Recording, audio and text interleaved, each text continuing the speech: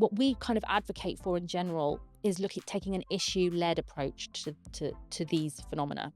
So instead of saying, I'm going to deal with this identity issue, disableism or racism, as my starting point, we're going to take the issue of the promotions process. We're going to take the issue of the recruitment process, and then understand through that issue which communities are negatively impacted. So taking an intersectional approach to an issue allows us to build coalitions, because you can say, look, folks, we're looking at the promotions process.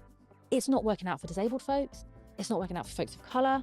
It's not working out for women. And guess what? You might have disabled women of colour in your organisation. So there's a compound effect there.